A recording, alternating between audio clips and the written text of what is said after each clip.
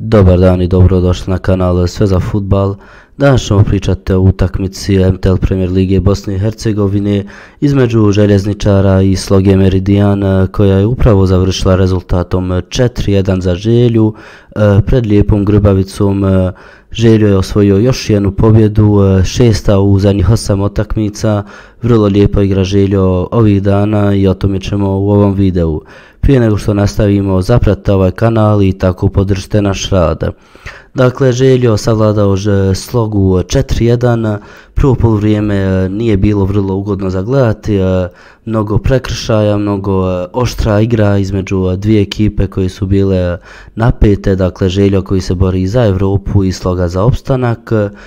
Vrlo napeta igra, mnogo prekršaja, mnogo izgubljene igre, vrijeme je se gubilo na mnogim detaljima i jednostavno nije bila lijepo zagledati, ali vidjeli smo dva vrlo lijepa gola, jedan za Želju, drugi za Slogu, dvije lijepo uigrane akcije, duge lopte i onda ubačaj sa strane i lijep završetak. Santos je pogodio za Želju, vrlo lijepo, dvije uigrane akcije, ali zaista nismo vidjeli mnogo toga osim ta dva lijepa gola. Dakle, vidjeli smo da obje ekipe imaju kapacitet da lijepo igraju, iako naravno tehnički je kvalitet bolji kod Želje, ali Sloga je imala par akcija kada se spusti lopta, ali smo to vrlo malo gledali u prvom poluvremenu, dok u drugom je Željo vrlo brzo došao do drugog pogotka i pokazao da želi sva 3 boda i tako nije ostavio mnogo nade Slogi. Jednostavno osjetio se jači roster, jači, bolji, kvalitetniji roster kod Želje i mnogo bolji napadači, bolja igra sa krila.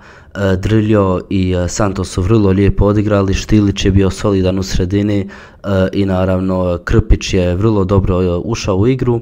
Veliko razočarenje u igri Željezničara jeste Armin Hodžić, napadač koji je trebao biti među najjačim pojačanjima ove zime, ali definitivno unosi nervozu, agresivnost u ekipu i ne donosi ono što smo očekivali od njega, to su golovi i lopte u prostor. Često se izvlači sa desne strane da bi dobio loptu u noge, ali nakon toga nema niko da završi akcije. Zaista ne viđamo najbolju verziju Armina Hodžića. Sulejman Krpić je bolje ušao u drugo poluvrijeme, ali zaista igrač utakmice jeste Santos Claris Mario, koji zaista vrlo lijepo igra, iako je Amoa vrlo lijepo ušao u igru, iako je Štilić bio lijep i kreativan na sredini terena. Zaista je Santos vrlo lijepo odigrao, ključan igrač u sistemu Mulalića, iako nema definisan stil igre Želje, vidimo ipak da taj kvalitet Štilića i ostalih igrača dozvoljava i dovoljan je za pobjede protiv ekipe kao Sloga. Sloga je pokušala kroz trenutke visok pressing, pa onda povući se, igrati na kontre, ali to nije bilo dovoljno protiv boljih i kvalitetnijih igrača kao kod Želje. Recite mi šta ste vi mislili o ovoj utakmici, ovoj vrlo lijepoj utakmici Premier Lige Bosne i Hercegovine.